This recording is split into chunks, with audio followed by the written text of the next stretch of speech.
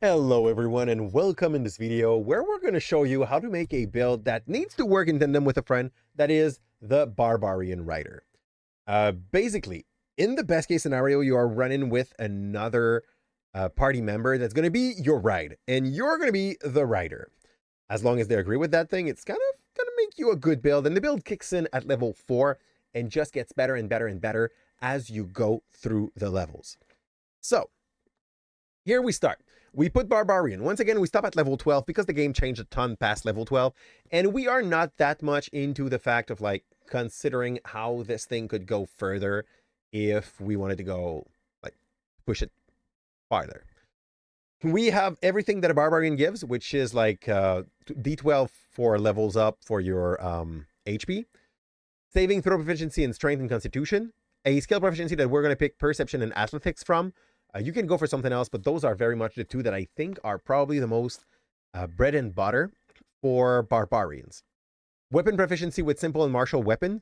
Armor training with light and medium. We're going to use medium armor and shield on this build because with the lens, this thing kicks in so well. And it lets you have like about 19 AC if you are carrying the right kind of armor. Your starting equipment, we will not care about this. We will just get the gold and probably a few weapons / armor to fit the build. I'm making those build without considering any magic item so that you guys will be able to know like what this would look like if we do not work hard on like getting some specific item that would fit our build. Thing will work without them. First off, when you get to your level 1, you also have your rage damage will go up as level will go in. You get damage resistance to bludgeoning, piercing, and slashing when you are raging. You get your bonus to rage damage when you have an attack that you do using strength, which is all the attack that we're going to do. You have strength advantage on saving throw, and that are strength based, and advantage on strength based ability. That will mostly be athletics for you. Also, no concentration or spell can be maintained while you are in rage, but it's a pure barbarian build, so that's not even an issue. That's not even something to consider. And the duration of the rage lasts for 10 minutes, as long as we are keeping this like active as we go. We can pop our bonus action to extend our rage. It can last up to 10 minutes. Like, this is way better than it used to be. You have unarmored defense. Honestly, I do not recommend using that unless you plan to do a dex set-in. But since a lot of your ability are based on strength, you might not be that interested into a pure dex set-in. So just pop off a off plate and live your life with that. Weapon mastery, we will take the halberd, but that's not our main weapon. Halberd is just like when for those few times where it's going to be more effective to hit 2 things because you know they are weak and like low HP monsters. What you really, really want is the lens. Because you're going to be riding a beast or a friend, the lens can be used with only one end, but it still has reach and it still has heavy, and therefore it frees your second hand to wield a shield. Your AC by 2. That is definitely where you want to go with that. Lens is going to be your bread and butter. Once in a while, you're going to be able to shoot some trident to be able to topple an enemy from away. And also, topple is one of the best debuff you can inflict on an enemy with those false battle maneuver that the weapon gives now. So that's always a good price here. Danger sense that you have advantage on dexterity saving throw that you have if an enemy is trying to like make you dodge an attack or like a spell. And advantage might not seem like the biggest thing, but it's still a +5 on a stat on which you do not have already a proficiency on that save. So it's like a false +5 on dexterity saves. I like it. It's a plus that comes with Barbarian. Reckless attack can now be used after you missed your attack. So you try to attack recklessly. Only if you miss the first one. And if you do have to do that, you give advantage to your enemy for the next round if they are trying to do a strength attack against you. Or an attack against you at all. Barbarian subclass. Our subclass here is going to be Path of the Wild Heart. And the reason is super simple. Path of the Wild Heart will give you extra resistance if you take the Path of the Bear when you turn into your rage. So yeah. Primal Knowledge and Survival because we already picked Athletic and Perception. So there's that. Animal Speaker. You can speak with animals. You can cast Beast Sense. It's useful. It's not the greatest thing ever. Wisdom is your spellcasting ability for them. You don't really care about the spellcasting ability because like those two things are buffs. Like they do not require you to roll high or to make the enemy fail its roll. So just, you can speak with animal. Rage of the Wild. Bear would give you resistance to every damage type except force, necrotic, psychic, and radiant. This will make you a big bunch of HP that will count as double against most things. And since your goal is to take the hits for your ride, this is definitely the first thing you want to go for almost everywhere here. When you activate your rage, you can take a disengage action or dash action as part of the bonus action. That is not that interesting. It is good to get into the fray, but you're going to be on the back of someone that is walking faster than you, preferably like a Goliath monk or a centaur monk or another barbarian. Why not? You really want to be on the back of a friend that will be able to do some stuff. If you have a grappling monk, this is probably one of your best situations because he's going to be able to hold one or two enemy that will have disadvantage while trying to attack you, and you're going to take the aggro from him. You have Wolf, which I'll have advantage against attack of enemy that are within 5 feet of yours. Can be good if your mount is very good at dealing damage by itself as well. But if it is not, yeah, you mean like this is to take damage for him. This is to make your mount do even more damage. Weapon Mastery. We had Trident because we will be able to shoot stuff in the round that we are not fighting actively something. Because we're not in melee range, we can topple an enemy from a distance by shooting the Trident. That might be interesting.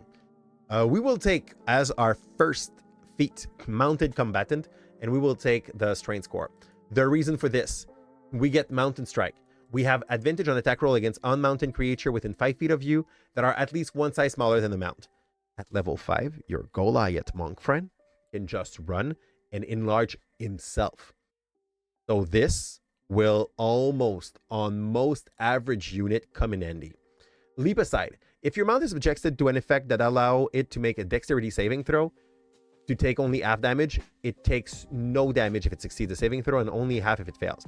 Basically, the friend on which you are on the back of will get evasion. And if he already has evasion, it's never going to take any damage from like fireballs. You're basically covering your ride so that fireball cannot affect it. It's super, super great. In VR, while you're mounted, you can force an attack that hits your mount to hit you instead. And that's where we're going. Like, your mount does not have to be that tanky. Because you can be like, oh, you want to hit my mount? It's me.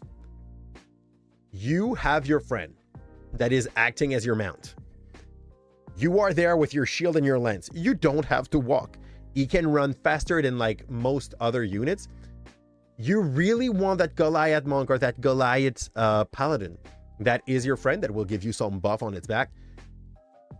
Do not be touched, and you will be covering him. They could run with no constitution and still be more tanky in some ways. Most other unit, unless you fall as the rider. You get an extra attack at level 5, which will come in handy in some situation, in most situation. Fast movement will not be that useful for you because, yeah, you're on the back of your friend. You could also arguably take the disadvantage to some of your abilities to wear a full plate, but we're going to stop at an half plate here because we do not want to lose the other advantage that comes from the fact that you are not wearing heavy armor. Here, where we're going to pick, what we're going to pick as the aspect of the wild is going to be the Penter. The 3 options are good. If you don't have dark vision, Owl is definitely interesting. Climb speed though will come handy more often than a swim speed. Most campaign will not go and like make use of swim speed. I usually try to put some swim encounter to make my player that loves swimming or that do not love swimming deal with that situation once in a while. But yeah, you can switch it when you finish a long rest. If you know you're going to go into the water, pick Solomon for those exceptions. Most of the time, Penter is the way to go. Feral Instinct will give you advantage on your initiative roll like it did on all other Berserker. Barbarian Instinctive Bounce will let you use when you rage half your speed as movement. You won't be using that because you are on the back of your friend. Ability score improvement here, we will take Shield Master. The goal with that is to be able to interpose our shield when we are subjected to an effect that makes us do a dexterity saving throw to take only half damage. If you take your reaction, you can take no damage. Whole idea here is so that like your mount cannot take damage from those spells if they succeed their saving throw. You now also can take no damage from these spells. You could go with your mount, take all the fireball into your face, not giving a single fudge. That would probably be one of the best feeling in the run. And you also get Shield Bash, which lets you push away an enemy or cause it to have the prone condition. We will go for the prone condition most time so that your mount also get the advantage on their attack when they are going to be attacking the creature. Brutal Strike. If you use your reckless attack, you can forego any advantage on one strain-based attack roll to get more damage. You have Forceful Blow, which will make the target being pushed 15 feet away from you. And then you can move up to half your speed straight toward the target without provoking an attack of opportunity. Here, that could be great, but you're still not the one making the walk. So the push away at 15 feet, solid. The fact that you can follow him, maybe less. The arm string, definitely if your enemy are still very far from your ally, you want to use it to keep them even more at bay. Weapon Mastery at level 10, we're going to take Pike because sometimes pushing is more interesting, but you need to forego your shield if you decide to use the Pike or the Halberd.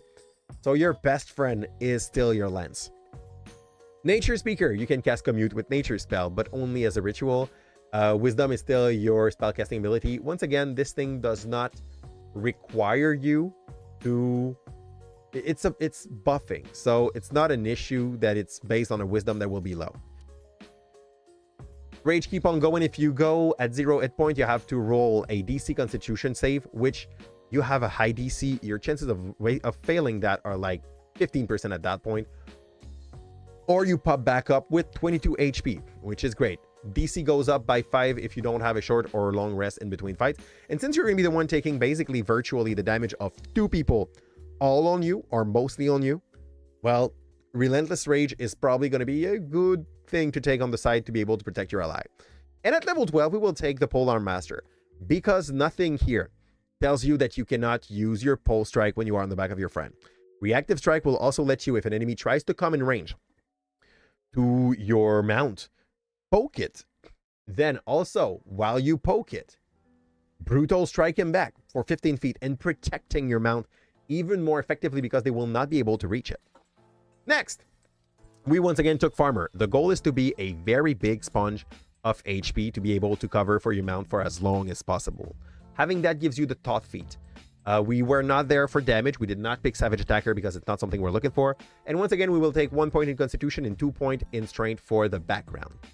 The rest, you can fill it as you feel it for your background. As a race, to be able to ride medium creature. So sometimes your friend does not want to be an enlarging Goliath. To be able to ride medium creature, you kind of have to go for Gnome. I know this is not the thing you are imagining when you thought about a Barbarian, but the fact that you have you don't even have a lower speed anymore. The fact that you are small is not an issue, and it's an advantage because you will get to be on the back of your medium friend, and when they go larger, it's even still finer for you. So you are a little pack of a little packed sponge of HP that will be able to just take a bunch of it from anything that tries to get you down. You get also from your gnomish lineage the fact that you can cast Mending and Prestidigitation. I don't think those will come in handy that often. You can make a thing that lets you like start a fire, play music, a toy, whatever you feel like, extinguish fire. I took Rug Gnome because like it's either that or Minor Illusion. That's not the reason why we went for this, but a good thing that comes with the fact of picking a gnome is your advantage on Intelligence, Wisdom, and Charisma saving throw. You just covered most of your Barbarian weakness being controlled by an enemy with this. You just gave you like a virtual +5 to your save on those rolls in which you are the worst. So it's going to compensate the weakness that Barbarian comes like filled with. And you take 15 in strength, 14 in dexterity, 15 in constitution. By level 12, you're going to have 20, 14, and 16 in those 3 stats. And the rest still dumb stat. We put a little extra in wisdom because like we wanted to keep everything kind of even, just to get the better bonuses. I put here all the weapons that you might be using, but we will not use the javelin often. We could literally take that off. You carry a shield and you carry an half plate, and your best friend is going to be your lance, because you can carry it with only one end when you are on the back of your friend. And that makes you, for a character that at level 12 have 149 HP, which, unless someone works hard on making like the perfect sponge of HP, will not be caught up by any one of your allies. You did not focus everything on constitution, but like enough for you to be like way ahead HP wise. You do have advantage on your initiative. You don't have advantage to get out of grapples, but that's fine. You carry with you a shield, an half plate, and your dexterity bonus of +2 that is still recognized by the half plate. So everything here works well. You get to run on the back of your friend. That will have to be more strategical than you will have to be in its placement, and push things away while they are in your range. This is very solid. Your range is still going to be like an area, like an AoE of 20 feet around your mount. It's great. And your mount is getting like half of the advantage of that build, because whatever you are riding on will take less damage from AoE spell that are dex based save, will take less damage from everything that tries to come for an attack for them, because you're able to retarget the attack on your mount on you. And if at some point you're like, oh, my mount can take a little bit, like your friend is okay dodging or taking a few, fine, he's going to be able to just do it. If you are mounting a caster, like a frontline caster, that could probably make you a very fun build, where he will be able to cast like shield on you when you are taking it for him. Is probably one of the best 2-character duo I can imagine. And if you are trying to look for like the perfect ally to go with, we made a grappler build that needs kind of a cheese grater approach for it to work correctly, and a second grappler build that is based on a dancer bard. We're gonna put all those 3 builds in doobly-doo so that you guys are able to reach out for those other build and see if you can find a friend that would be interested in like making the perfect mount, so that you could be the perfect barbarian rider for them and just have like 2 way too solid character playing together. On that, thanks a ton for everybody that liked that enjoyed that video. If you like the content that you got, please drop a like and subscribe. I should say that maybe earlier in the video, but I'm not really good at that, so thank you, peeps. And it's time for us to set down our hankers. I wish you that a win will always blow in the back of your cell, and I'll see you on the other side. Ciao. We're forged in fury and we're born in strife. With the hearts on fire, we will claim your life. When darkness falls and shadows grow, we find we are triumphant, don't you know? Because we're forged in fury. We're